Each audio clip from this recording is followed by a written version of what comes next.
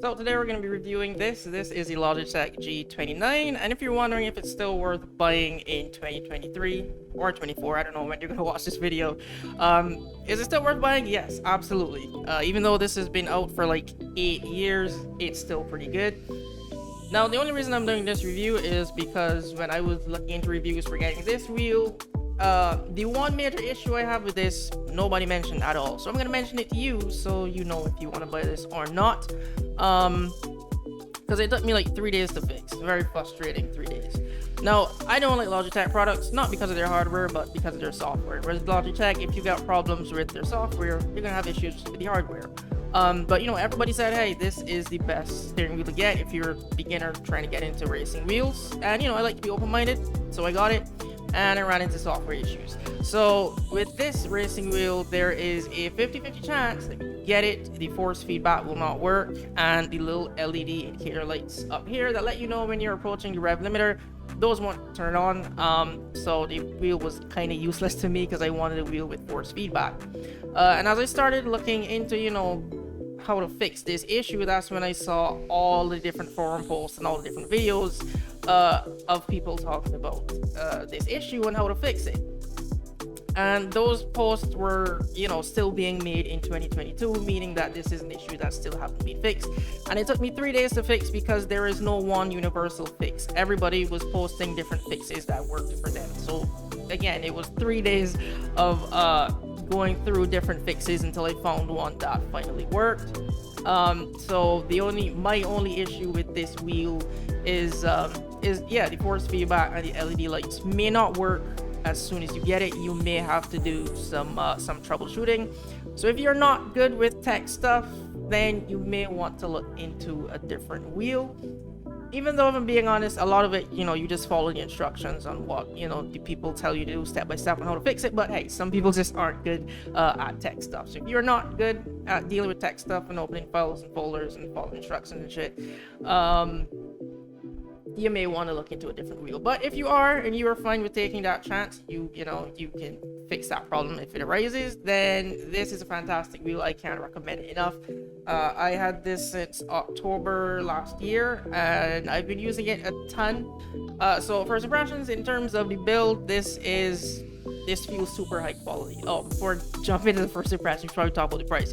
On Amazon it says $3.99, but every time I check, this is always on sale for like around $2.50, $2.30, so you can, you know, just get it around that price actually. The shifter comes separately for an extra $60. I didn't get the shifter because, you know, I didn't know if I was gonna like the wheel or not, so I decided I'll just buy this first, and if I liked it, then I'll get the shifter. I do like it. I probably still won't get the shifter. If I'm being honest, I don't care for 8 shifting. And I know. All the car elitists on the other side of the screen just died. I know. There's an argument that I get into a lot.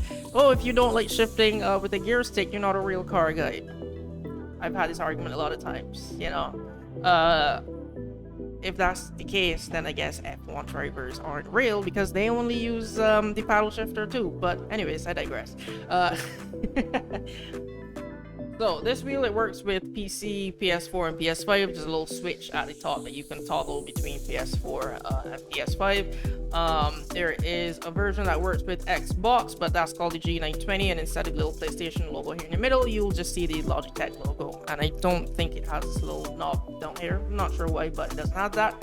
But yeah, those are essentially, these wheels are just the same thing. They're just made for the different brands.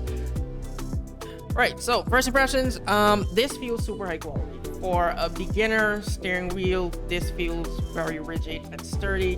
The paddle shifters are made out of stainless steel. They feel pretty good. I'll do a sound test later in the video so you can hear how everything sounds. Made out of leather. The buttons feel pretty sturdy. Again, this feels pretty well built. Everything on the steering wheel, that is. The base itself is made out of plastic, and the little clamps and knobs that you attach to the table, those are the only thing that feels kind of cheap, but I don't mind it because the actual important thing, which is the steering wheel itself, it feels really solid.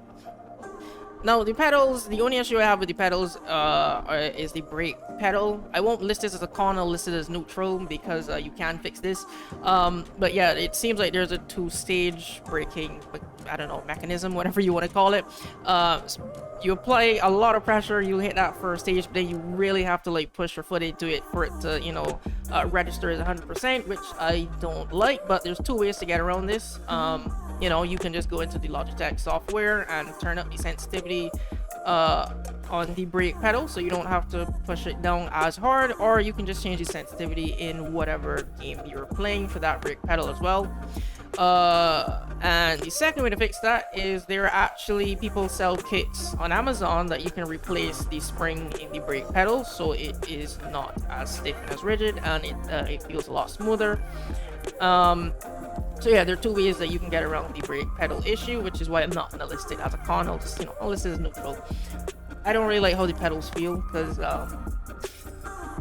I don't like driving with shoes on. I prefer to drive barefoot. I know you're not supposed to, but so I kind of do the same thing with these pedals. But because they're metallic and these little black knobs, they're sticking out, my feet feel kind of sore after a while. So I resorted to just driving with sneakers on. Again, I won't list that as a con. Just, you know, something else I personally don't like, but it's not enough that I would knock points off of. I'm not sure if that's something that you know, more experienced people who drive with wheels do. Like, does everybody just drive with shoes on when you have a racing wheel? I don't know. But yeah, I prefer to drive barefoot. But so but yeah, the pedals don't feel good when you're driving barefoot, so you're gonna have to wear shoes, unfortunately. Now this wheel works with just about every game that I've tried it with, but you know, it's like 8 years old, so yeah, it's gonna work with a bunch of old games coming right up to the most modern games. The force feedback is it's pretty good.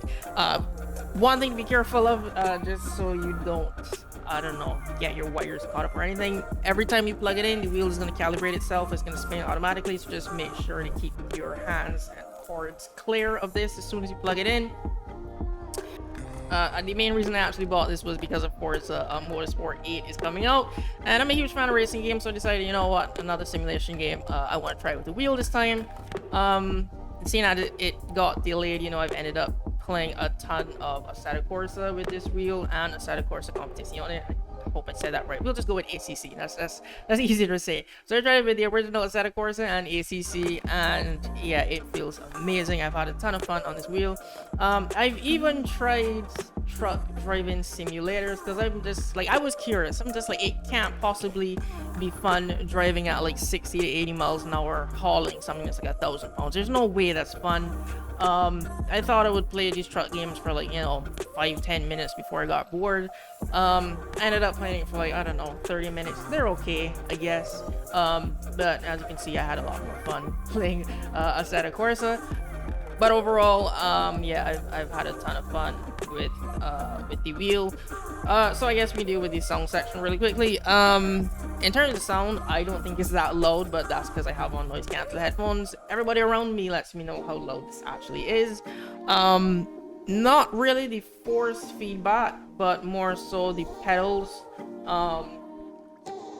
So as you're jumping from pedal to pedal, when you like slam on one and you let go, when it springs back up, that keeps a lot of noise. So like everybody around me and downstairs, they're letting me know, yeah, that thing you have is kind of loud. So that's one thing to, you know, look out for if you live with other people.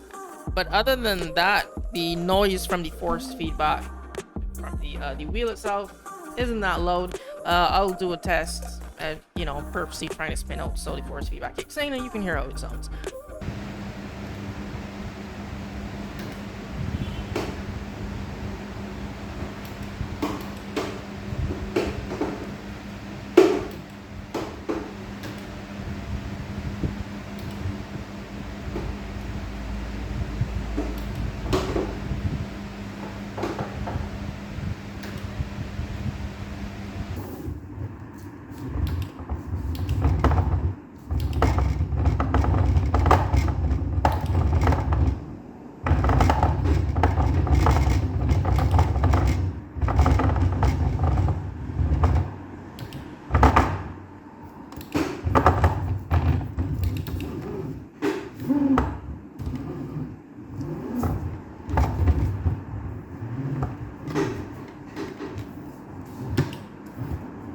Yeah, so that was the sound test. And I think that's the end of this short review. Honestly, because I don't have anything bad to say. The only issue is, like I said, when you get this, the force feedback may or may not work. You can check out all of the different fixes online and try to find one that works for you. Again, if you don't, then you can probably look into Logitech's newer wheels, see if they don't have that same issue. But other than that, yeah, I could fully recommend this if you are looking for a racing wheel. But that's gonna be the end of this short video. So thanks for watching. I got some more tech reviews, even on this computer here behind me. If you're looking for pre-built PCs, I will leave cards up there. Feel free to check that out. But yeah, thanks for watching, and I'll see you in the next video.